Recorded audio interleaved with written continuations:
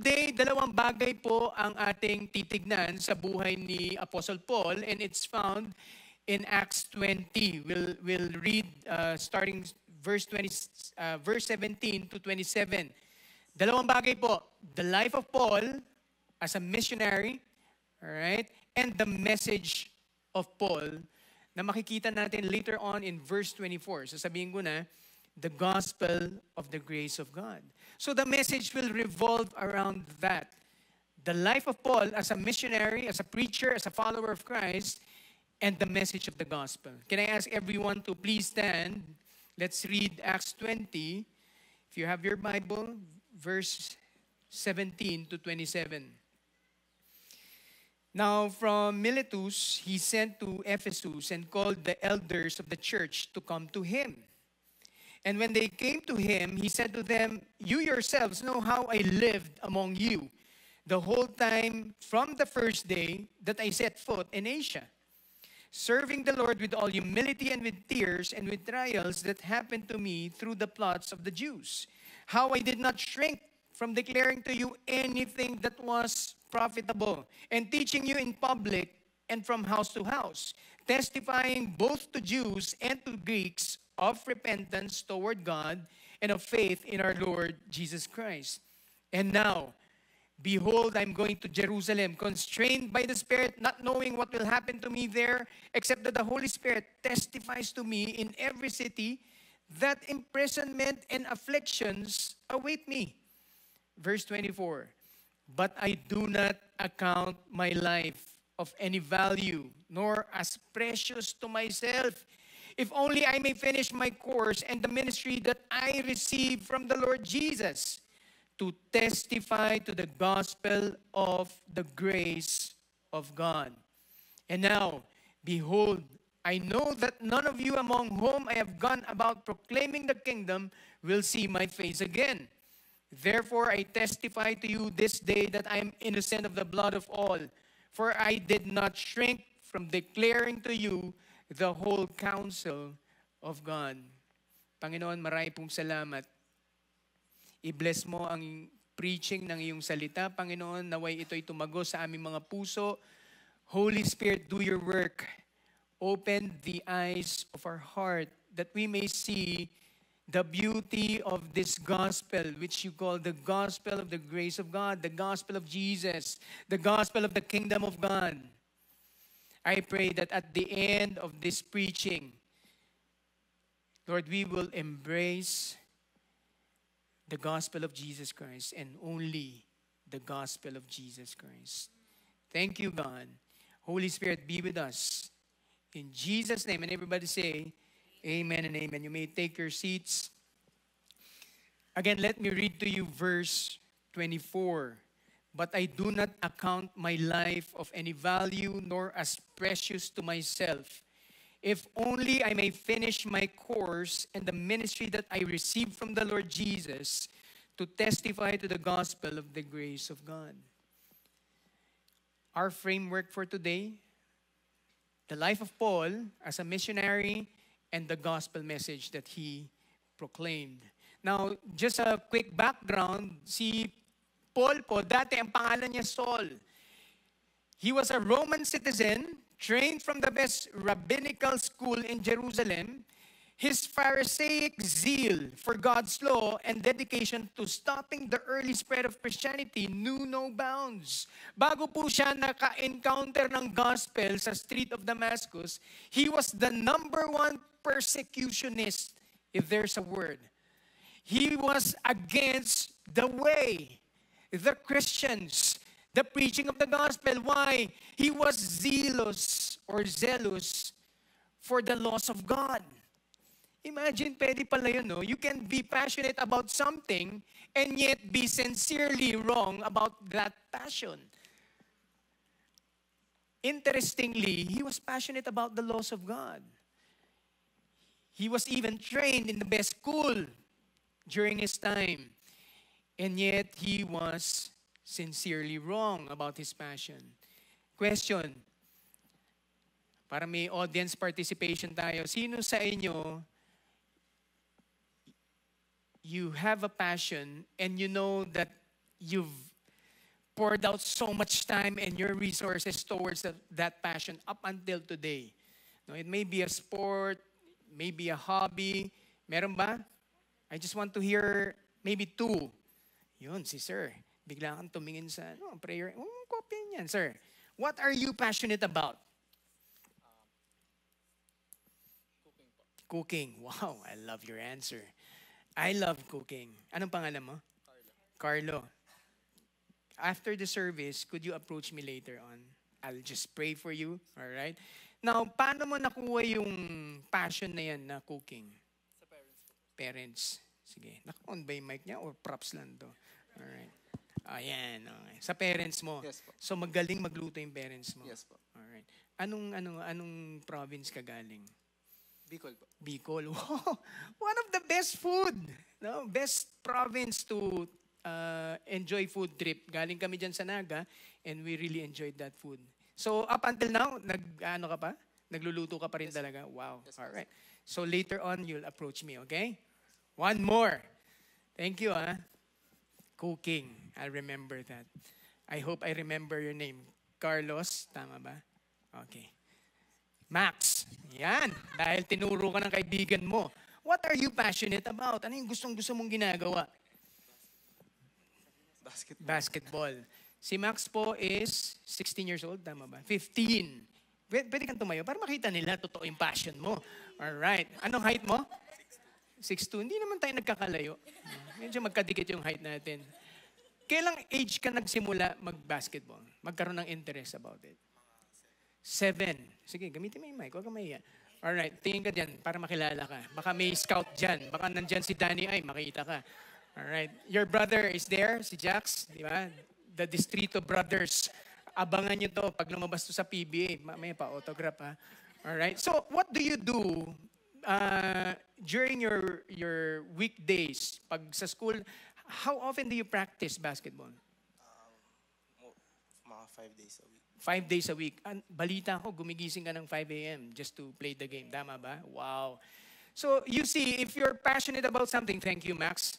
All right? If you are passionate about something, you would keep on doing it.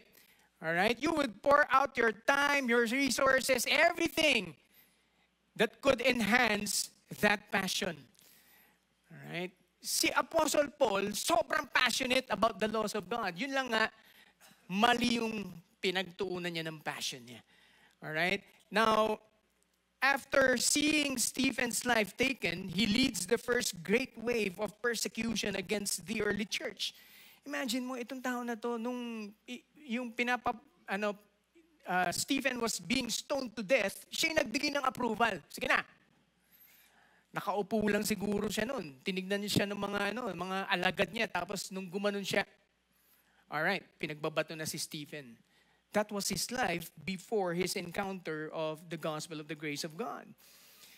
His dedication to eradicating those believing in the teachings of Jesus led him to take bold actions such as going from house to house in order to find believers. Grabe, pag nakasabay mo to, no? Kung meron tayong Paul in our day, dito sa Pilipinas, baka mahirapan tayo. Imagine, no? Pag palabas ka pa lang, naku, ayan na! Believer yan! Pupuntahan ka na, dukutin ka, tapos parurusahan ka, or even eradicate you. Akala ni Paul, at that time, that was his mission.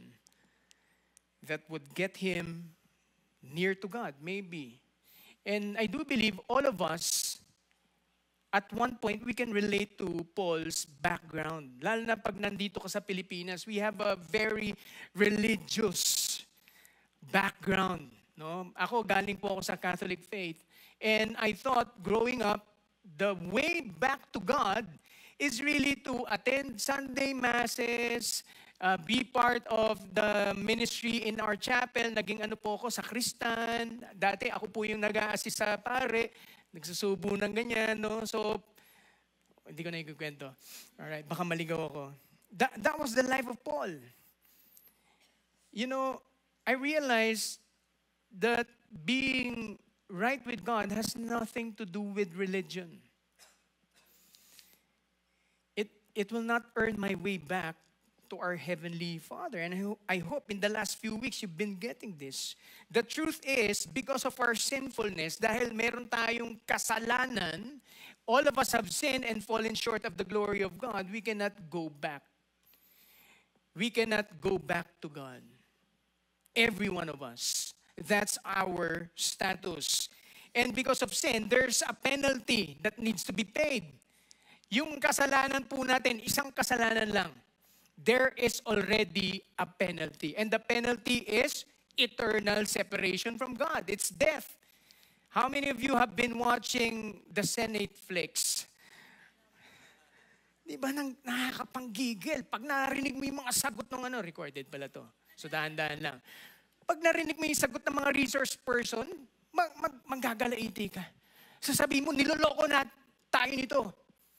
Para tayong, sabi nga in the words of one senator, para tayong binabalahura.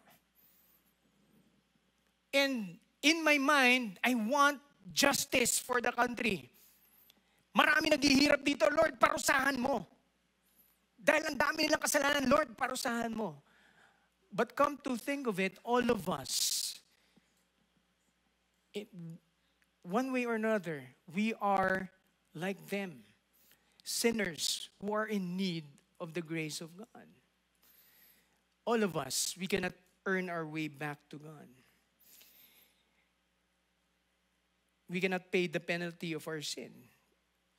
We are all justified only by the grace of God. Mabigat po itong preaching na to, but I really want to take time to present to you the bad news of our status because of sin, but also at the same time present to you the good news of the gospel of the grace of God. It has to start with the gospel. Kahit na ilang beses nating ulit-ulitin to, this is the only way that we can see the kingdom of God. The bad news is there's a penalty for our sin. Somebody has to pay it. And Jesus paid that penalty. Imagine if you are in a trial court and you're about to be pronounced guilty of a capital sin. Murder, sabihin natin. And you're about to rot in jail for the rest of your life. Being separated from your family, being separated from your wife, being separated sa mga mahal mo sa buhay, sa community mo, mawawala lahat yun. And then the judge, ano yung tawag doon sa hammer na yun? Paghampas niya yung hammer na yan, sabi niya, not guilty. Ito pa yung malupit, forgiven. No more condemnation. Your record, erased. Lahat. Sinampa sa yung kaso, erase lahat yan. And you are now free to go. Not only that, sabi nung judge, this is now your new life. Popondohan na kita. You have a new life to live. And I'm gonna give you the power to live it out. As if you are indeed a new person in Christ. That is the good news. When Christ paid the penalty of our sin, ganun pong itsura. Now we are free from shame and guilt. Hindi ka na declared guilty. You are now free. But not the freedom that we usually think. Now you are free in Christ Jesus. Sabihin mo sa katabi mo, get that invitation. Tingnan mo sa kabila, sabihin mo, libre lang. It's only by the grace of God. You know, the Apostle Paul wrote about this in his letter to the Ephesians. Verse 8 to 9, NLT version, God saved you by His grace when you believe, and you cannot take credit for this. It is a gift from God. Salvation is not a reward for the good things we have done. So none of us can boast about it. Pag nireceive mo to, wala kang maipagyayabang. Bakit? Libreng binibigay. Wala tayong participation. It's only the work of Christ that made this possible. It is all given as a gift by grace. Kaya ang taong naka-encounter ng gospel, talagang yung buhay niya, makikita mo from glory to glory, makikita mo yung word na humility. Bakit? Walang maipagmalaki. Why? Because when we were in our lowest and darkest point in our lives, when we were separated from God, anong ginawa ni Jesus? Christ came at just the right time. While we were still sinners, He gave His life as a ransom for many. Wow! Grabe, no? Sa mundo natin, marahil may magsasalba sa'yo because you're friends with that person, mabait ka sa kanya, sige, save kita. Total, marami kang ginawa para sa akin. Sa mundo, ganun ang mindset. Ganun ang principle. But in the kingdom of God, wala yung parte natin. It's all by the grace of God. This is grace. Grace is the essence of the gospel. Grace is the one hope for this fallen world. Kaya nga habang nanonood ako nung Senate hearing, sa Congress hearing, naisip ko, they also need the Lord. They also need the grace of God. In my mind and maybe in my heart, Lord, I repent. I was thinking, parusahan yan. But they also need the gospel of the grace of God. The Apostle Paul understood this word grace by heart. Why? Because he himself received this grace. And so, the gospel of Jesus Christ, when Paul encountered Jesus in that street of Damascus, the gospel radically changed his life.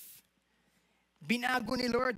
And so from Acts 9, from being the number one persecutionist of the early Christians, Paul now became the front runner of preaching the gospel.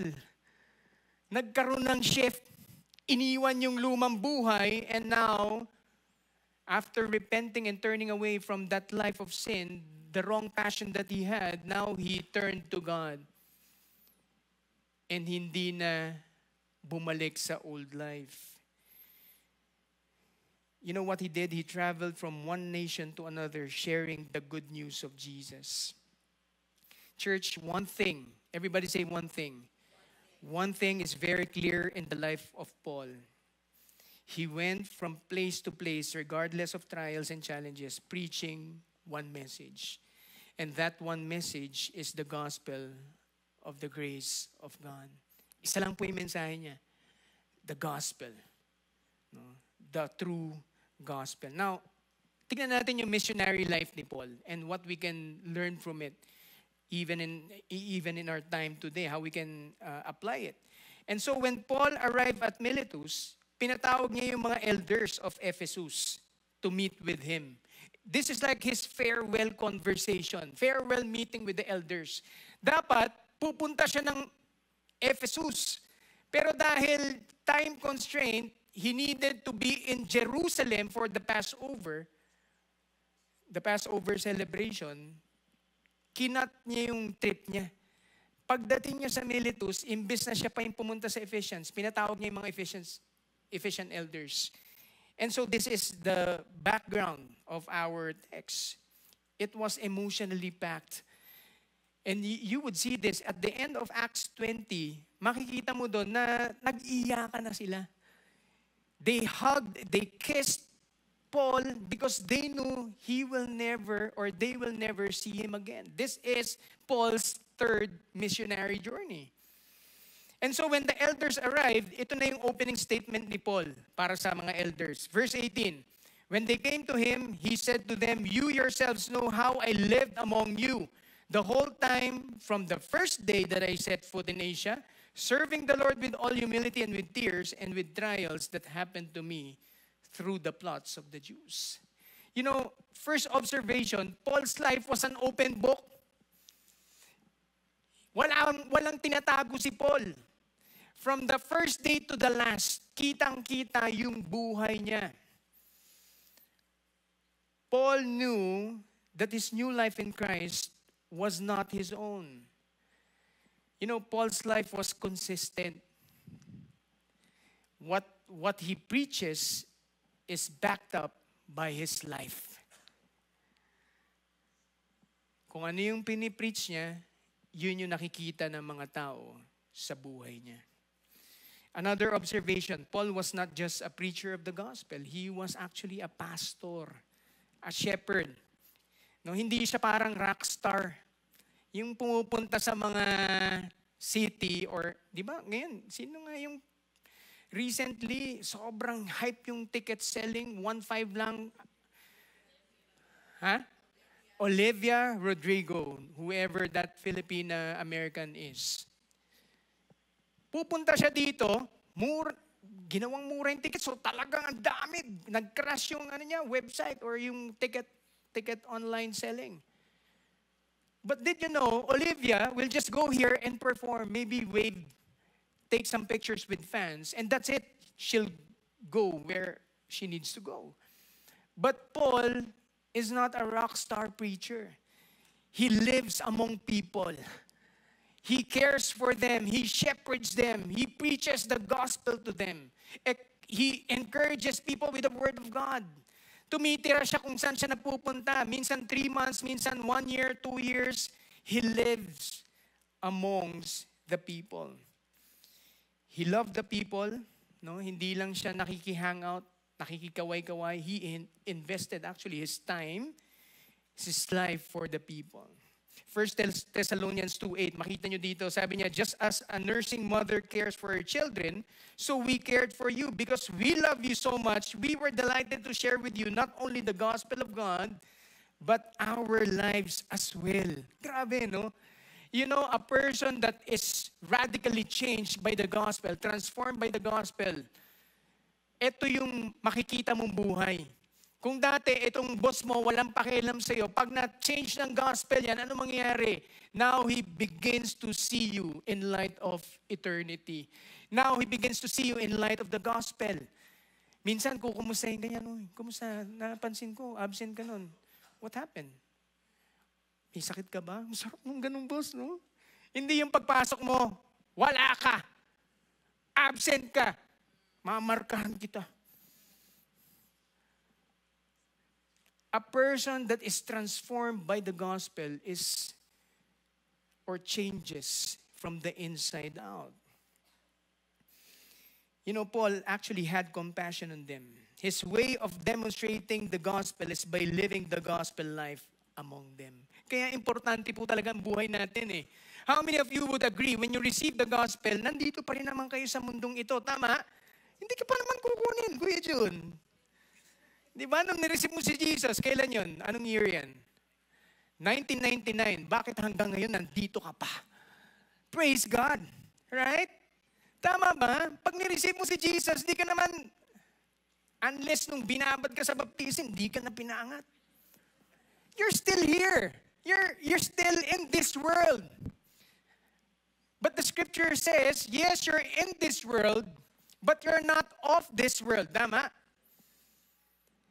Our life is like the gospel of Jesus Christ to others who doesn't know Jesus. Yes, there needs a proclamation of the good news, pero ang buhay natin aligned sa pinipreach natin. I'm not preaching perfection, by the way. I have flaws up until now. God is dealing with my heart and with my life. My wife can attest to that. Parang, lakas na yeah.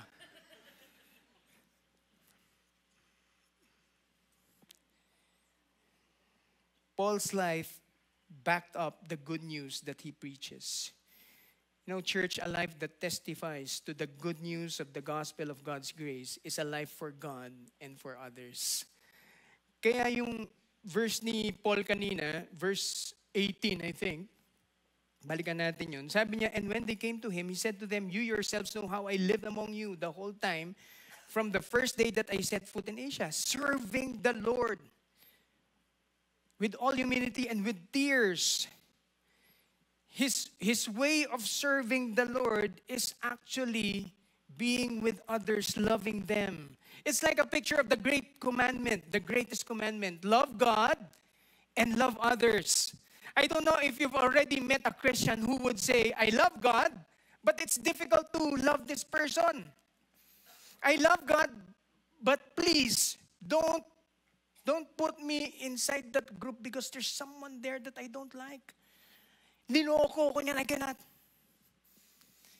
Church, if you love God, it will show in the way you live your life and in your relationships with others.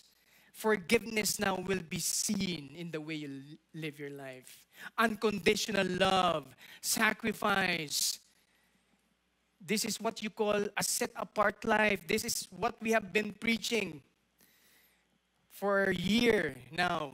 Living a set-apart life. A life that testifies to the good news of the gospel of God's grace is a life for God and for others. Kaya si Paul, kahit na may mga warnings sa kanya na merong imprisonment awaiting for him, imagine, no? Nag-mission si Paul, tapos sinabi ng Holy Spirit, makukulong ka. Parang, kung ako yan, baka, lipat na ako.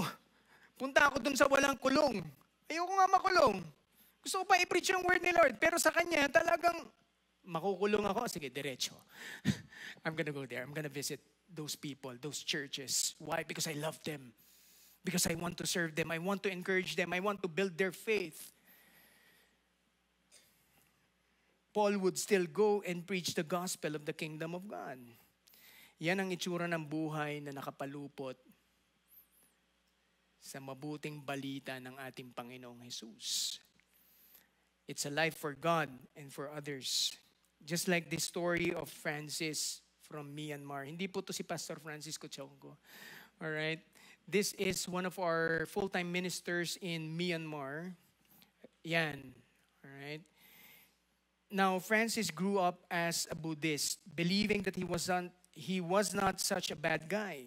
Despite that, his life felt empty and meaningless. In 2002, he was invited to church by his friends. From hopeless and lost, he began to find hope, joy, and purpose in Christ. He finally accepted Christ in 2003, a year after. He got baptized 2004. Now, being the first Christian in his family, God gave him the desire to reach out to them. He shared the gospel with his girlfriend and now his wife. Then he preached the gospel to his sister, parents, younger brother. They all accepted Jesus. Grabe, no? Sino sa inyo pinapalalangin nyo, makilala ng mga kamag-anak nyo, mahal nyo sa buhay, ang Panginoong Jesus? Taas ang kamay. Pag-pray nyo na magkaroon ng desire yung puso nyo na sila rin, makilala nila si Jesus. Desire it. Keep on praying. Alright? Now, his younger sister and her family are now attending church. He prays that they will also put their faith in Christ.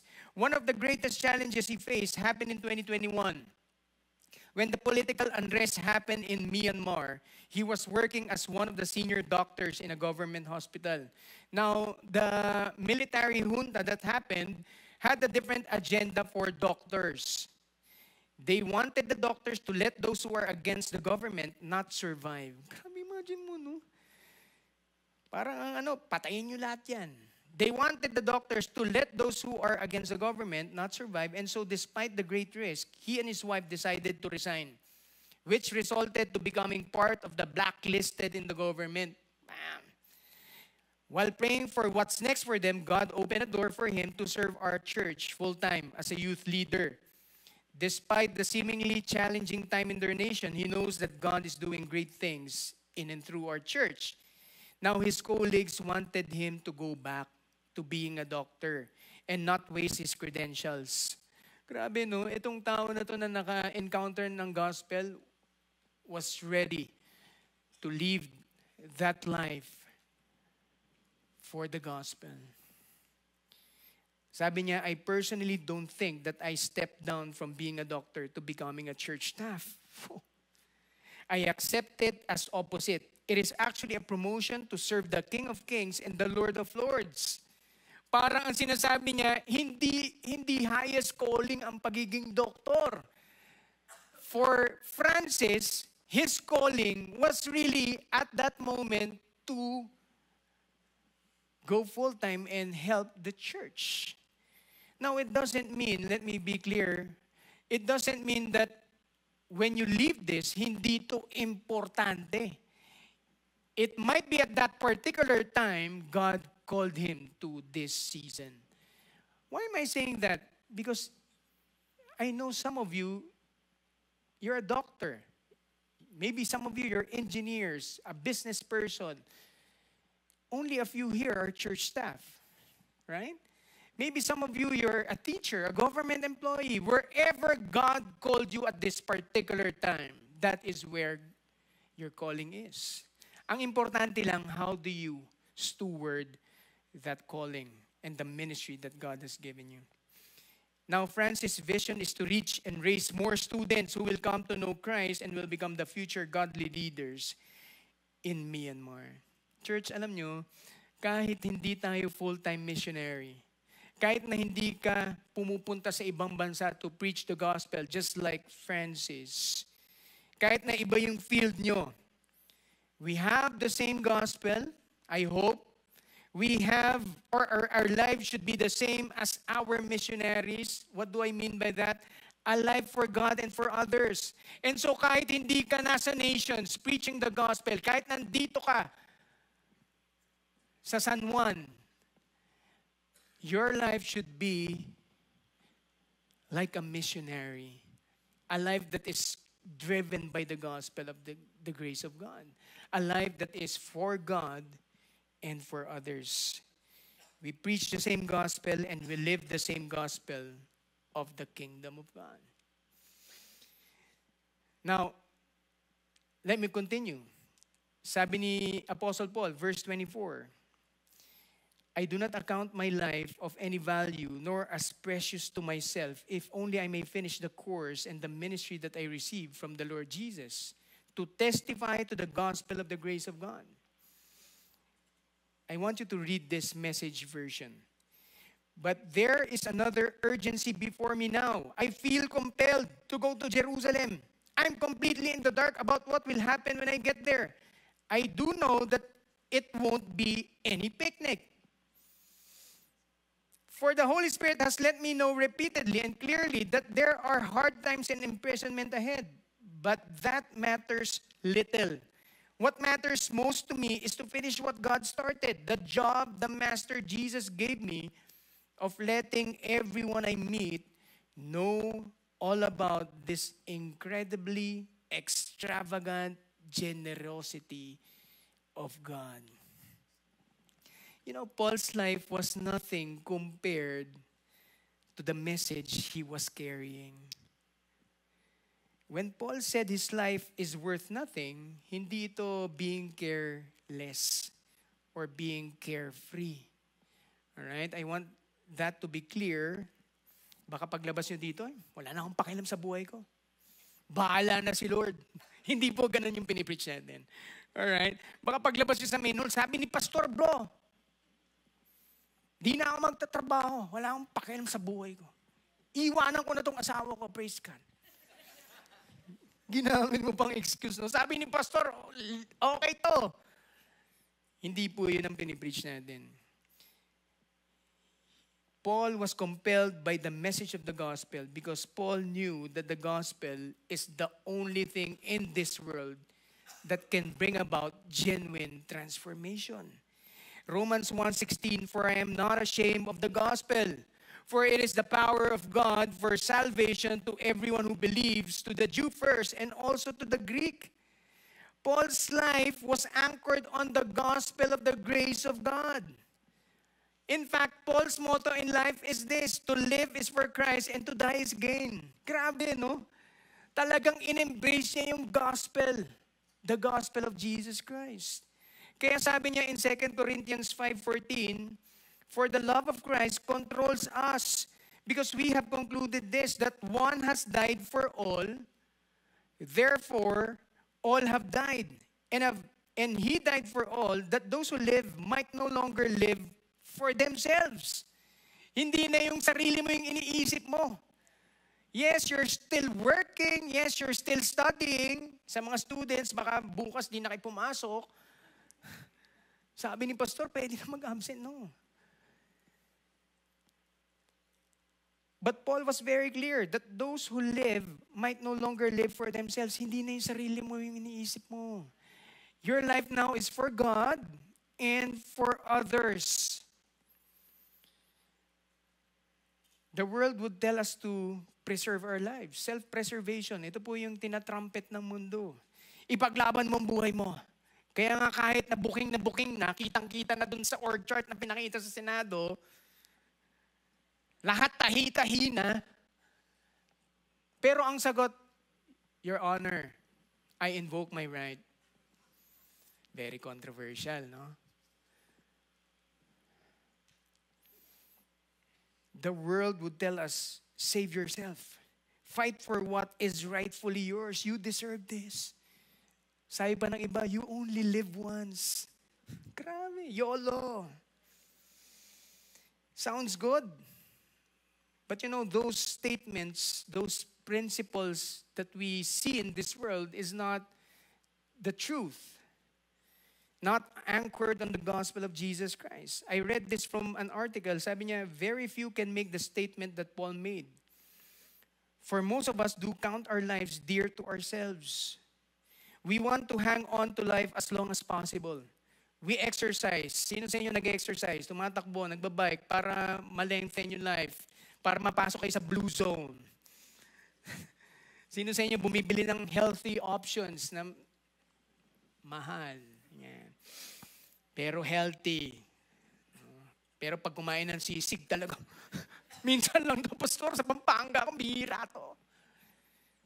We want to hang on to life as long as possible. We exercise, we take pills so as to prolong our life. We even spend thousands of dollars a day. Wow, thousands of dollars a day. To put our loved ones on life support systems so that we can keep them technically alive. Long after they have really died, because we count life as dear to us. Question is, what controls you today? Who controls our lives today? My prayer is that we will fling our lives around the gospel of the grace of God. You know, just like Alex grew up in a creative access nation from a family who is an animist. Ano mo yung animist? Worshipper of spirits and ancestors. Kilala ba kayong ganyan? Tignan mo yung katabi mo. Baka spirito na lang yan. Ha? He never believed something he can't see, touch, and feel. Just like most of us, I think. Mahirap paniwalaan yung hindi mo nakikita. He was addicted to alcohol and lived a worldly life doing whatever he wanted as long as it made him happy. Parang happiness is the center of his life. He believes that believing to yourself is the best option. Last year, he got connected to our church planting initiative in Laos through the free English classes. Pastor E shared the gospel to him and walked with him in discipleship. Through discipleship, Alex learned how to pray, read God's word, and follow him despite the persecutions he is facing from his family and friends. In Christ, sabi dito, he learned to forgive, to love, to pray for his enemies. Grabe, no? Radical change. No? And now his life is different, set apart. Alex once said, I still enjoy my life even though I lost everything because I know I have God. I know I have God. In losing his life for Christ's sake, Alex found true life. He continues to share the gospel with the students in Laos. He once said, I passionately share the gospel to the students because I believe that God will work in them. And one day, they will have a heart to share about God to their family like what happened to me, and I am experiencing it now. Grabe, no? A life that is transformed by the gospel of grace. A life that is set apart. Now, passions are changed. May pagbabago. You know, church, the message of Paul, the life of Paul as a missionary, and his message of the gospel of the grace of God is the same gospel and life that we are trumpeting today. Yes, Paul was a missionary. He went from one nation to another. Pero hindi ibig sabihin, lahat tayo magiging ganon. Only a few of us will do that, will be called to the nations. But it doesn't mean na hindi tayo pwedeng mag-partake or maging partner in what God is doing in the nations. Pwede pa rin. Later on, I'll ask everyone to do that. But as we end, you see these verses in 25 to 27. Sabi niya, "And now behold, I know that none of you among whom I have gone about proclaiming the kingdom will see my face again." Nagpapaalam na si Paul, hindi nyo na ako makikita. This is the last day that you would see me. Therefore, I testify to you this day that I am innocent of the blood of all. For I did not shrink from declaring to you the whole counsel of God. What was he talking about? While I was studying this, parang feeling ko, sinasabi niya doon sa mga elders, guys, paalis na ako. This is the last time that we'll see one another. Hindi ko na kasalanan kung meron dito, sa lugar na to, sa church na binigay sa inyo ni Lord, na mahihiwalay for eternity kay God. Bakit? Ginawa ko ng lahat na pwede kong gawin. Preach ko na yung gospel. So kung meron man dyan eternally condemned because they didn't receive the gospel of Jesus, hindi ko na kasalanan yan. Wala na sa akin. Bakit? Kasi ginawa ko ng lahat. You know, I remember my cousin Patrick. I know I've used this story a lot of times. But I remember my cousin Patrick back in 2013, I think 2013 or 2014, their dad died, passed away, and we went to Pampanga just to visit the family. And so the first thing that I asked him, "Patrick, may insurance ka ba?" Sabi niya, "Kuya, wala eh. Ba't mo na itanong?" You see, when we attend wakes like that, it's very important that you know this. Dapat may insurance ka. Bakit? Pag nawala ka, ikaw ang breadwinner, ito yung mangyayari sa'yo. You want to know why I asked that question, why I opened up that topic? Gusto niyo malaman?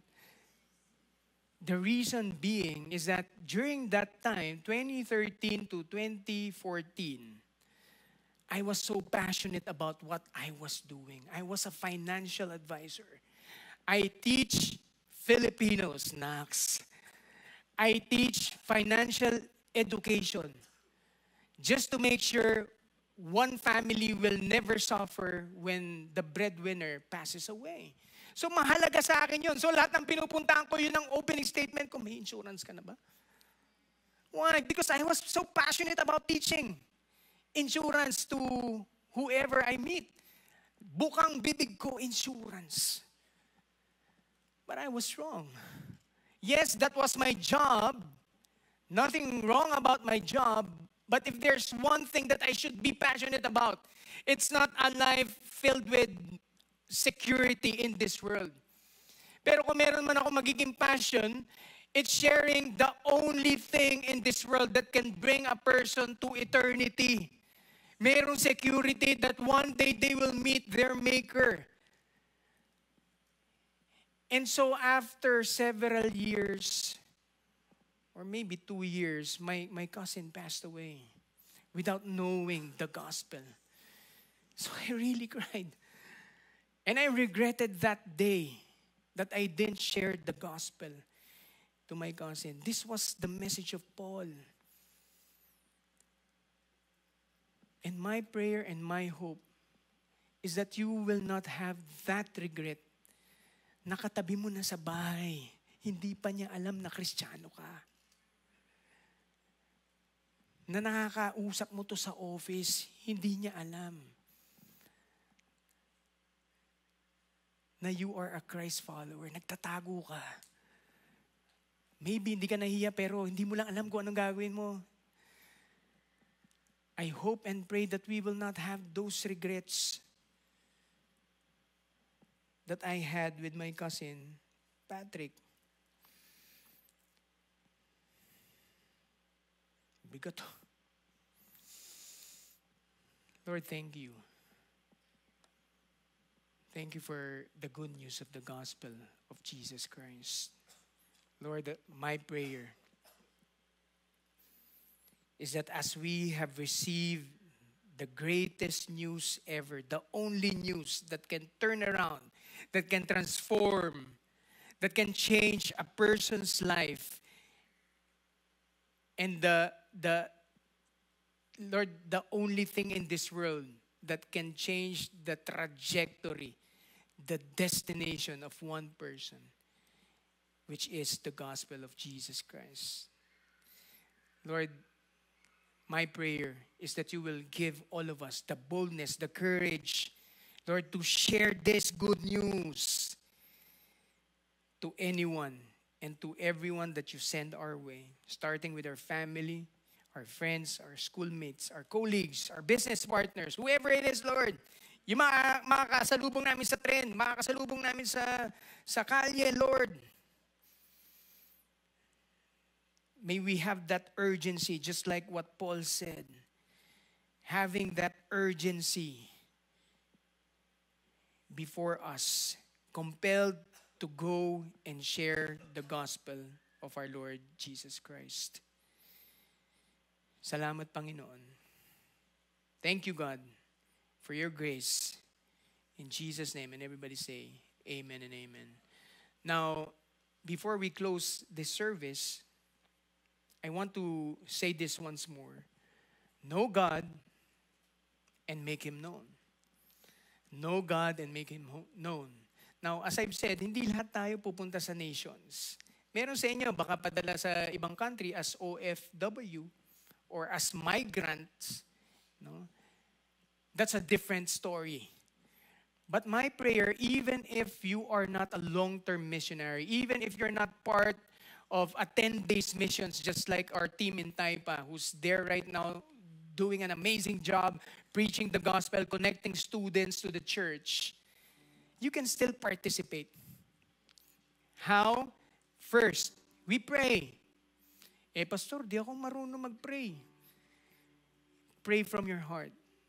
Pray from the scriptures. Right? Sabi sa scripture, ask of the nations, and I will give it to you as an inheritance. Start desiring one nation, at least. Pag lumabas kayo dyan, andyan pa yata yung mga poster, get a poster so that you would, or postcard, so that you will be reminded of this nation. I have one, the nation of Cuba. I placed it in my visor sa kotse. Sabi ng asawa ko, ano yan? It's the nation of Cuba. And then I started praying again. I was reminded. Pray. Pastor, meron akong OFW na asawa or may OFW ako na kaibigan. How can I pray? Message him or message her. I'm praying for you. And then you can quote a text, a verse, and start praying that verse over that person. Pwede na sa sobrang high-tech na natin. There's no excuse that we cannot participate in praying. Pangalawa, you can give. You can give. You know, we're not asking for your money for our sake, but it's for the work of God in advancing His name and only His name to the nations. Meron po tayong mga pledge cards dyan. It doesn't have to be a big amount. Pag nakita niyo yung amount, parang ang laki nito. It doesn't. Kung hindi niyo talaga kaya, pray and ask God, Lord, I want to partner in what you are doing in the nations. You know, your resources, your financial resources will go a long way in what God is doing in the nations. Imagine these stories na binanggit namin in the past 2 weeks. Ilan lang yan. Ilan lang yan na napakaraming binagong buhay ng Panginoon sa ibang nasyon.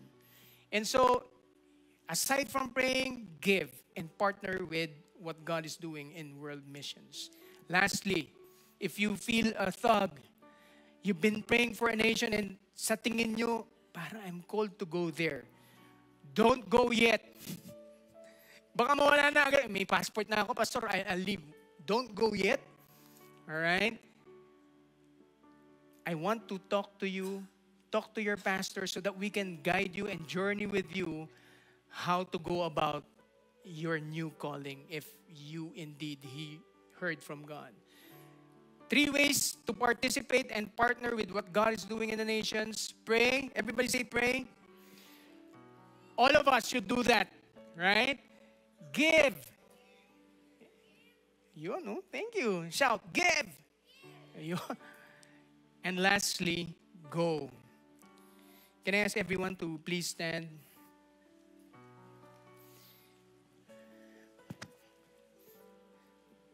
Grab a partner. Sige na, grab a partner. If you are with your wife or your husband, hug your husband. Grab a partner.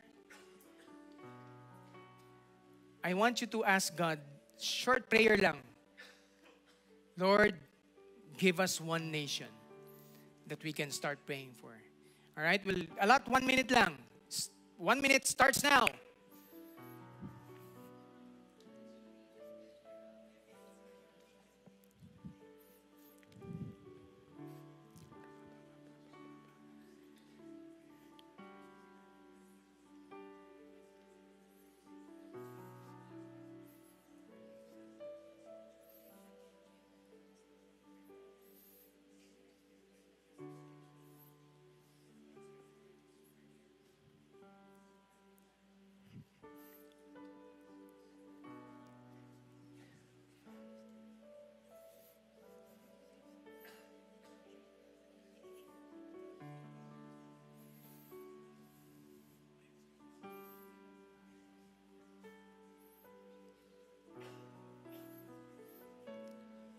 In Jesus' name, amen and amen. Allow me to send you out with a blessing. May the Lord bless you and keep you.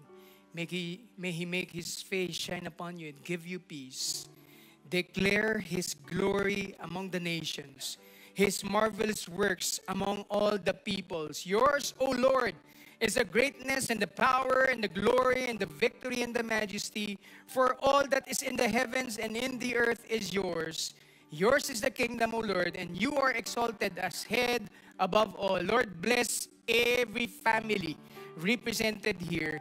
Lord, thank you because you are giving them now grace and power to go out and make disciples, not just here, not just in their offices, but to all the nations. In Jesus' name, and everybody say, amen and amen. God bless you all. For those who receive Christ, kaninang communion, you can approach us in front so we can pray for you. Those who need Bible, meron po tayo dito sa harap. Thank you.